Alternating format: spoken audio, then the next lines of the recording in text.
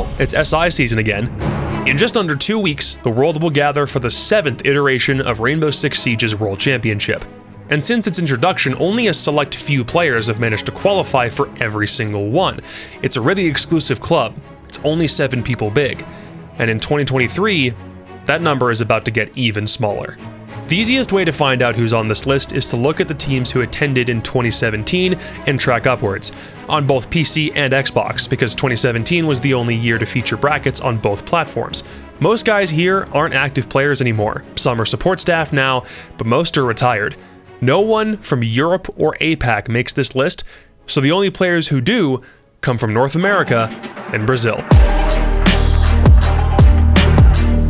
This one's the most obvious. It simply isn't a world championship if Canadian isn't playing. From winning the inaugural Invitational on PC in 2017 to competing in the modern age with Dark Zero, he's one of only 6 players in history to have won the tournament twice. After winning in 2017 and signing with Evil Geniuses, Troy would experience a harsh win drought, making it to multiple LAN Grand Finals but falling just short every time. It wasn't until 2019 and signing with Space Station Gaming that he'd climbed the mountain again to win in 2020. His SI streak nearly came to an end the next year when he retired just weeks before the 2021 NAL season, but when SSG needed an emergency stand-in for the event, he answered the call despite his abrupt departure. When lots of people questioned whether SI 2021 would be his last event, he unretired a few months later and qualified for 2022 with Dark Zero, and now he's going back this year to do it all again. He's planning to become the first player in Siege history to win the Invitational 3 times, and it would just so happen to be with 3 different teams if he did. And to be honest, it just wouldn't be SI without Canadian. Why am I so much fucking better than you? God damn! One of Troy's current teammates also has an SI streak going. Skies is one of only 5 players to lift the hammer on Xbox, but he's gone to every SI since with varying degrees of success. After winning the only Xbox Invitational with Elevate in 2017, he'd stick with some of his old console teammates transitioning to PC with Counterlogic Gaming in 2018. Later, he'd join the Cloud9 core on Team Reciprocity in 2019 and would be traded to Dark Zero, where he'd play his next 2 Invitationals.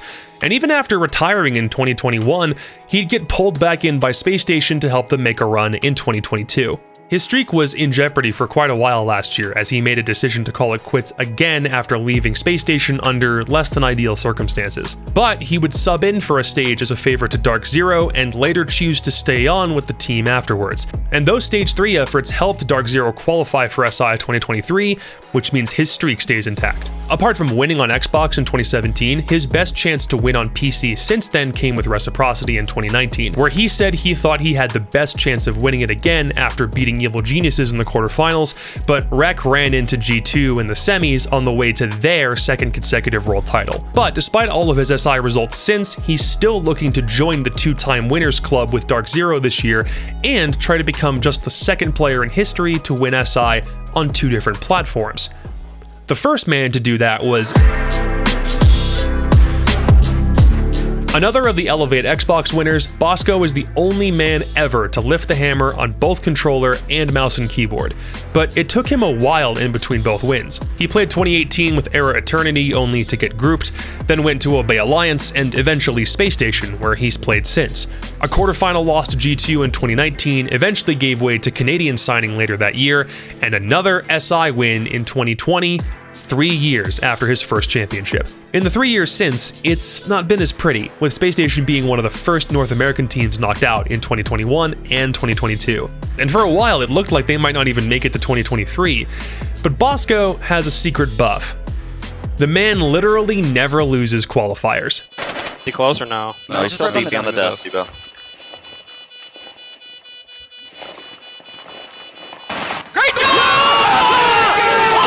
In every major, minor, or SI qual Bosco's ever played in, he's won them all. Every time a path to an event has been opened up for Bosco, he is guaranteed his team will get there. And he helped dethrone the current world champions TSM to keep his streak alive for 2023. While this list has mostly been North American so far, we should go a little further south. Only one player outside NA will keep his streak alive through 2023. While there used to be two, as of this year, there's only one Brazilian left standing. Astro's attendance at SI is pretty straightforward. He qualified with Santos Dexterity in 2017, who would sign with Team Font later that year, and just in time for SI 2018, they were signed by FaZe Clan.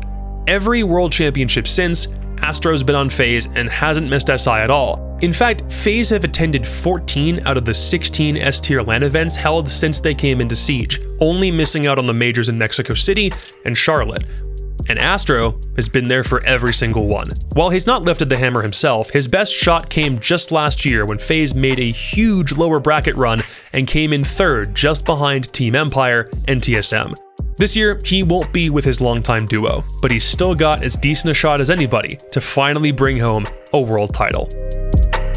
The thing is, in addition to having made it every year since 2017, Canadian, Skies, Bosco, and Astro will all be going to SI 2023. Unfortunately, everyone else on this list will have their streaks snapped this year.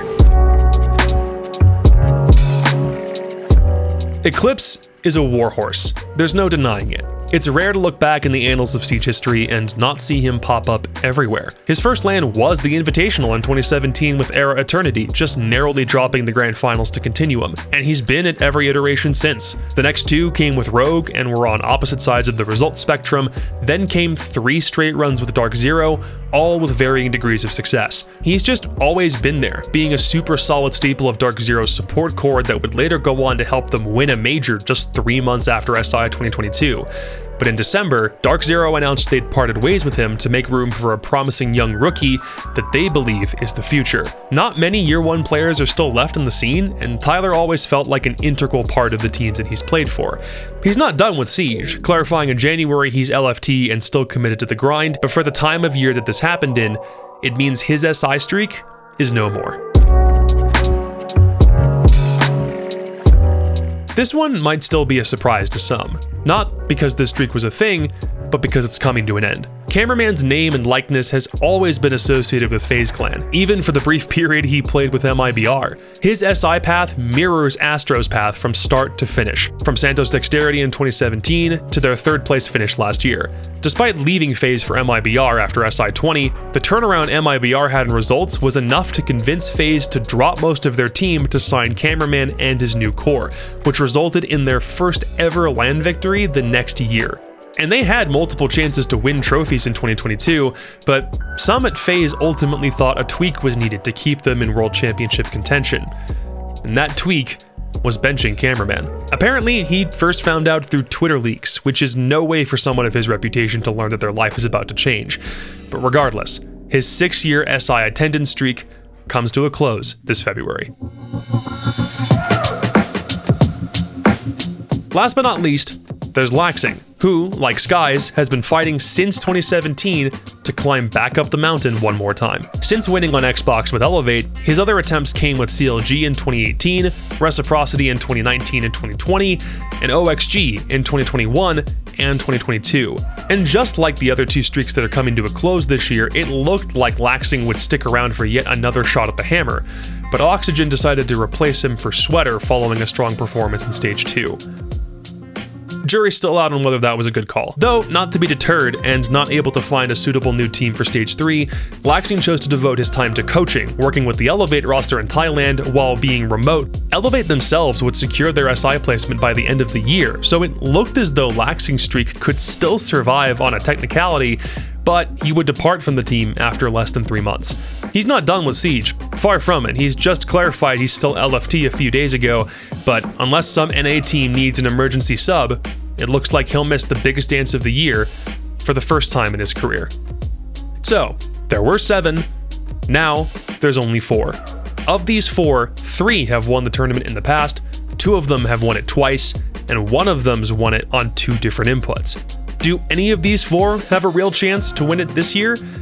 And how many of them will still be around for more Six Invitationals in the future?